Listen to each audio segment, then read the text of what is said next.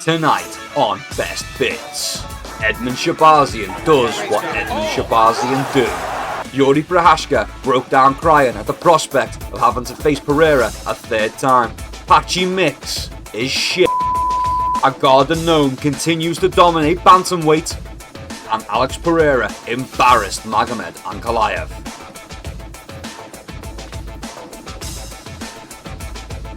All this and more coming up on Best Bits. Welcome back to Best Bits. What a banging night of fights. 320 was a pretty good night of fights. Did really well on predictions. If you watched the prediction video, you'd know we did really well on predictions.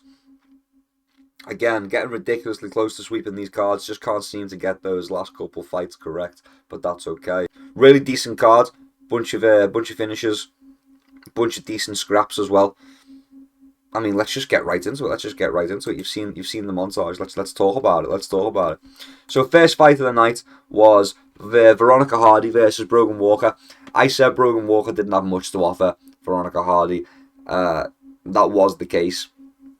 It was a little bit more back and forth than I thought it was going to be, but in the end, Brogan Walker just didn't have much to offer Veronica Hardy. There was a moment in the last round where it seemed like Brogan had more in the tank or thing. I think Veronica Hardy just made a mistake and had to recover from that position.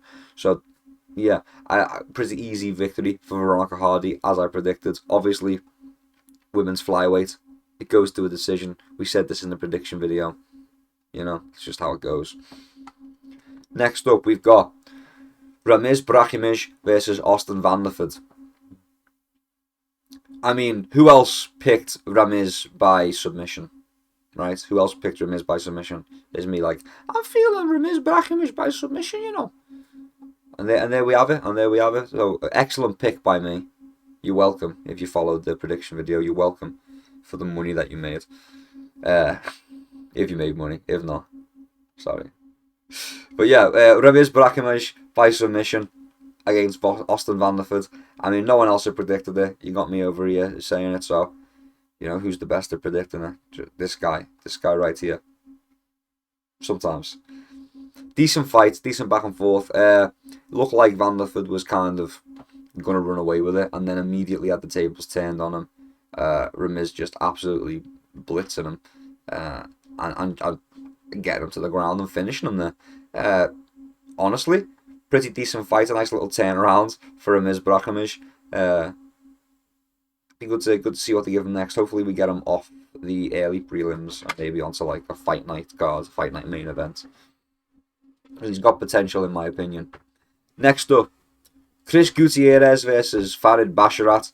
Now, I said in my prediction video, Farid Basharat's going to win this fight via decision, because that is what Farid Basharat does. He is a decision merchant. And Gutierrez just kind of lets fights slip away from him regularly. So we kind of knew what was going to happen here. The blueprint was laid out. Pretty easy prediction. If you didn't have Farid Basharat, you're a casual. I'm sorry to tell you. Gutierrez was well within his power, well capable of winning this fight, but he just doesn't. And Farid Basharat is happy to just pip pat, circle out. I've got the points. So yeah, Farid Basharat by decision. Pretty easy prediction. No sense in bragging about that one. Everyone knew that. If you didn't know Farid Basharat was going to win by decision, hang it up. Next up, we've got Macy Chinnison versus Yana Santos. Now I picked. Now you might say, if you didn't pick Yana Santos, you're a casual and hang up your hat. Well, that's never going to happen. I don't take my own advice. We picked Macy Chinnison. We were being smart with it. Okay, we were trying to be crafty. We thought Chinnison, longer, bigger. You know, she missed weight as well in the end, which, you know, it's a 50-50 whether that goes in your favor. Usually it goes in your favor. You know, so. Yeah, decent-ish. Decent for women's MMA. Decent back and forth for women's MMA. Chinnison being bigger, longer, seemingly stronger, didn't use any of those attributes to her advantage, and just kind of got bopped around for a little while. In every single round, she just kind of took her foot off the gas and got bopped around by Yana Santos. Close-ish fight, if you ask me. It was closer It was quite a close fight, but I don't think Chinison won it, even though I did pick Chinison. That's just how it goes. Chinison. That's just how it goes. So yeah, Yana Santos by decision. My first incorrect prediction, but you know that's just how the cookie crumbles. Okay, you can't get them all right. Just most of them. Next up, Punahele Soriano versus Nikolai Veredenikov. We had Punahele by knockout. Okay, we had Punahele by knockout. We thought we were going to get a knockout. Veredenikov was tougher than we thought. He hung in there. He didn't win the fight. He kind of got battered, to be honest. He got beaten up in that fight. There was a moment, I think, in round 2. I think it was in round 2, maybe even in round 3, where it was like, oh, Veretenikov's got a submission on. Maybe he's lost it. And, you know, fair enough. And he ended up in bottom position as well from that. But fair enough, you know, he was trying stuff with the jits. It just wasn't working. Right, that was like he got one shot and he didn't manage to finish the fight with that one opportunity, and there were no other opportunities like surrounding that. You know, there was none before and none after that because he wasn't creating them. He was just kind of waiting on bottom, or just kind of like throwing his legs up and hoping that Punahele would jump into his guard or circle into his guard. And Punahele just stayed on the outside, just stayed inside control, just stayed inside mount, and just wailed on him. And honestly, completely negated the grappling of Veredenikov, who is not a slouch when it comes to the grappling as well. So Punahele, decent win. Shame it wasn't a knockout. I get it though. Plus it does show a bit more of a range to his skill set. He can grapple. He can hold a guy down. A guy who can grapple like Veredenikov as well. Not a whale beater in the grappling, but a guy who can grapple in Veredenikov with decent grappling. So yeah, Punahele gets the win by decision. We had him by knockout. That's fine. We'll take a win. It doesn't need to be precise. We'll take a win. Next up, Edmund Shabazian versus Andre Muniz. I said Shabazian by knockout pretty early. Look for it. Edmund Shabazian by knockout. He's reliable. I said this in the prediction video. I said this in my prediction. Edmund Shabazian is reliable. Sometimes you see him in a matchup and you're like, yo, Edmund's going to knock this guy out, and you put the money on Edmund Shabazian, you wipe your hands of it, you forget about it, and then you rake in the profit. Edmund Shabazian, typically quite reliable, especially against this kind of mid-level opponent. Really game fighter, will go for the finish, and will usually get it. Because a lot of the time in the UFC, it comes down to the guy going for it. We'll get to this later. We'll get to this for the. We'll go deeper into this for the main card. But sometimes it's just the guy who decides, I'm going for it. You know, you're not going to go for it, so you're probably not going to catch me, so I'm going for it. And Edmund Shabazi is one of those guys who will go for it. Who will just be like, yep, I'm going. It's all go. All systems go. Right now, we're finishing this fight. If I get caught, I get caught. I don't care. So yeah, Edmund Shabazian consistently winning me money. Edmund Shabazian, if you ever want to come on the show, I'd have you any day. I'd have you on the best bits couch. That's totally real and is behind me and is not a green screen. You could come and sit on the couch. Meet my dog, Edmund, please. Next up, we've got Patchy Mix versus Jakub Wikslach. We picked Patchy Mix. Why did we pick Patchy Mix? I thought it was a good idea. I'm sorry, everyone. I'm sorry. Look, I thought Patchy Mix, champion at Bellator, right? He's not going to do well at the UFC. They give him too much too soon. And I was right about that. I even said in the best bits from that event. I can't remember precisely which one it was. I think it was it Dustin? I think it was Dustin Holloway. Anyway, doesn't matter. I said in his previous fight, I was like, you know what? It was too much too soon. Bellator is on a different level to the UFC. Being a champ in Bellator just means you're mid-level in the UFC. We gave him too much too soon. Let's bring him down a peg. Let's get him off the main card, you know, and let's. And it's like they'd listen to me. What? I think everyone had this opinion though that we needed to build Patchy up a bit. He's not ready for the styles, the culture, if you will.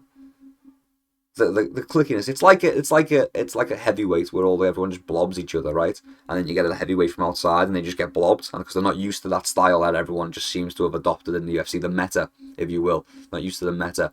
So they said, you know what, we're just going to bring Patchy lower down. We're going to put him on a prelim. We're going to put him against prelim level, opponents, and we're going to build him up a bit. We're going to build him up and get him used to the culture, to the meta of the UFC. So they put him against Jakub Wikslak, and I said in my prediction video, this is a 100% winnable fight for Patchy Mix if Patchy Mix goes for it. And he did go for it, so I think I was wrong, but, we'll never admit that. Patchy Mix went for it and didn't manage to get the win. Honestly, I think he won the fight. It was a split decision loss. Split decision loss for Patchy Mix. Split decision loss, not a win. Loss for Patchy Mix. I mean, he could have won it. I feel like round 1 and round 3, Patchy Mix probably won those 2 rounds, and Wikslak's probably won round 2. But yeah, I'm not the judge. And you know what? I'm not angry with it either. I know I picked Patchy Mix, and that does affect my overall pick rate. But no, I'm not angry with it. I think it was a close fight. I think Patchy Mix won. But I'm not angry with the robbery. I think you could give 2 rounds to Wikslak if you really, really squinted and tilted your head. You could probably, give it to Wikslak. I just thought it wasn't enough from Patchy Mix against the guy who has like little to no experience inside of the UFC as well. Like, you should have won that fight. That guy's not been a champion in Bellator. You should be doing better, Patchy Mix. But there's levels to this, and these other promotions just aren't on UFC level, unfortunately. Crazy to say, but it's just the case. And it's proved time and time again. Next fight on the card was Daniel Santos versus Ju Sung Yu. We had Ju Sung Yu. What a shame. We had him by knockout. What a shame. Daniel Santos, game as anything. Met him in the middle. Went to war. Damn. Got the finish really early in round 2. Not much more to say about it, to be honest. Entertaining. Disappointing for me, but entertaining nonetheless.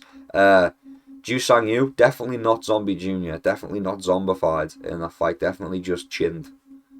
Just absolutely chinned. Not zombified.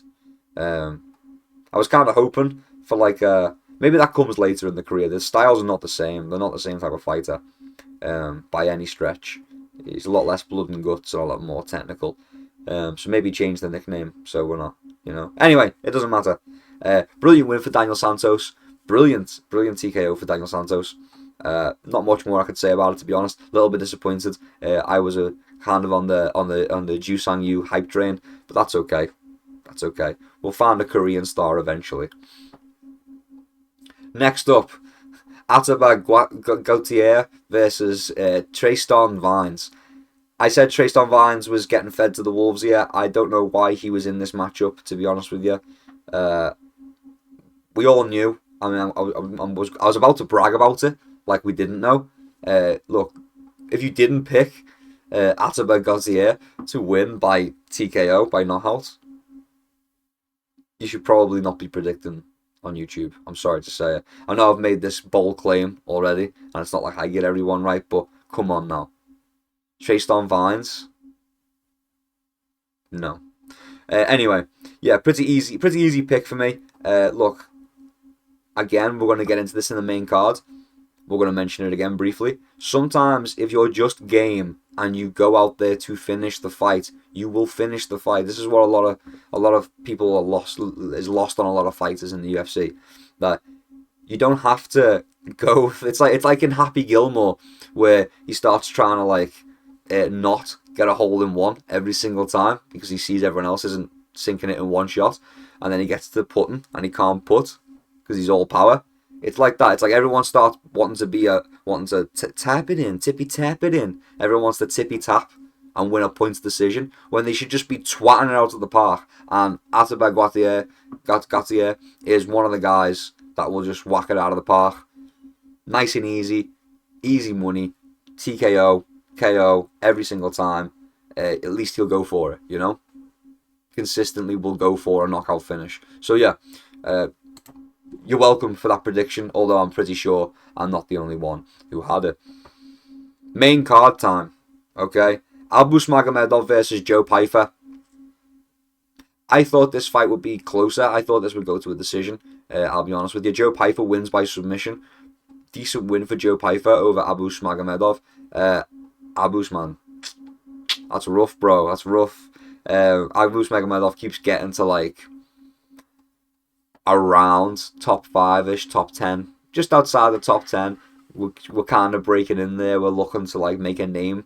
We're about to try and, we're going to put together our run to the title is where he gets to. He gets to the spot where he's like, all right, now it's time to put together a title run, and then he gets stopped again.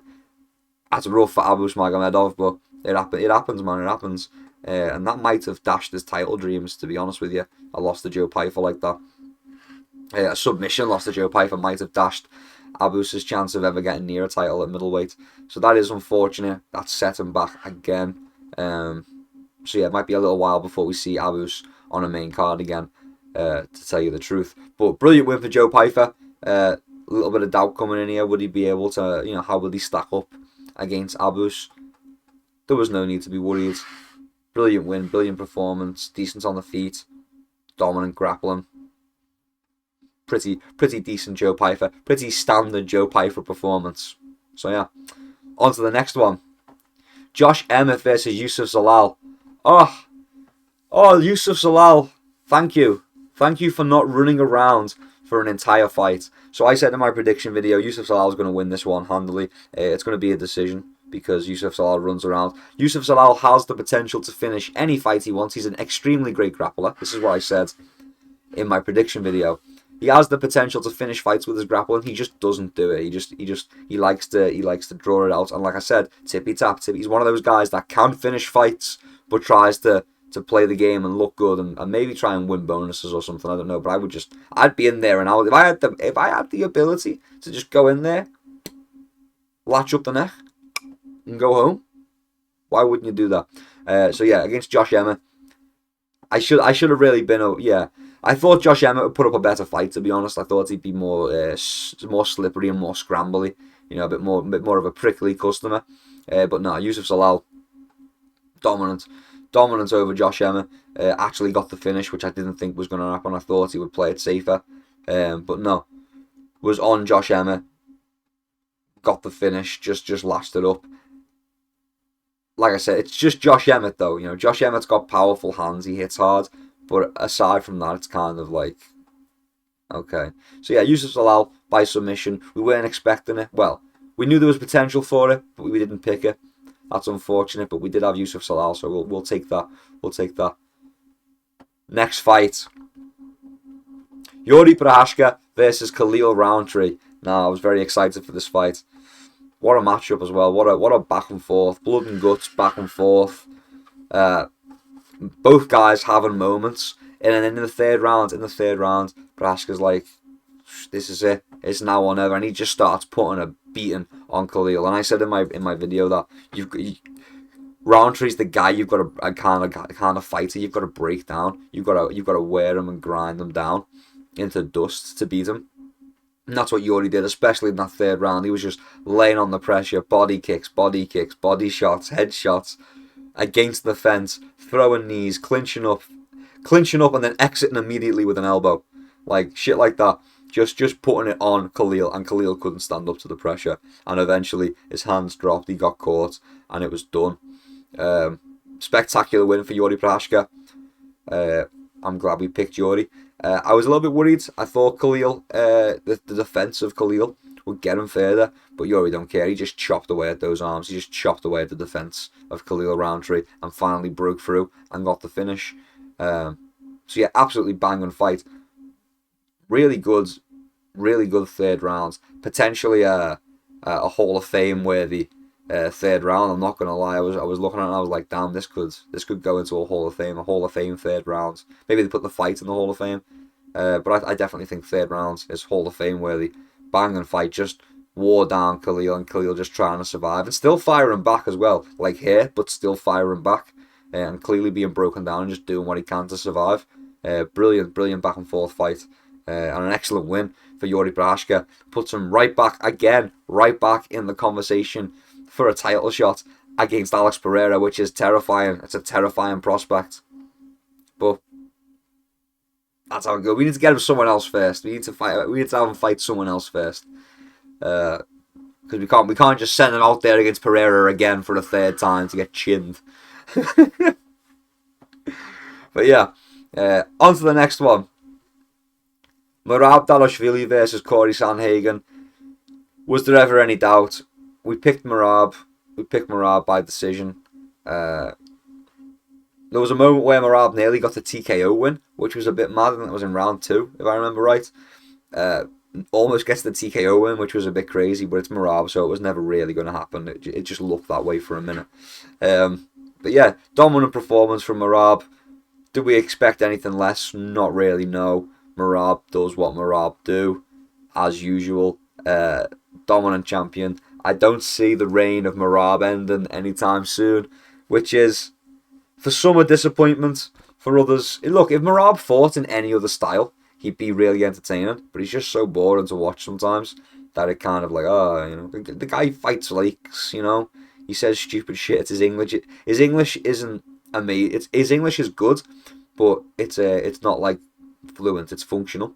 So a lot of the time he like fumbles his words and says some goofy stuff, and that's endearing. We like that. So he's got the building blocks to be a really likable fighter. It's just a shame his style isn't as likable as his personality, I suppose. Plus he's ugly. That's fine. He's a fighter. They don't have to be pretty. Anyway. Main event time. Let's talk about the main one, the big one. Magomed Ankalaev versus Alex Pereira.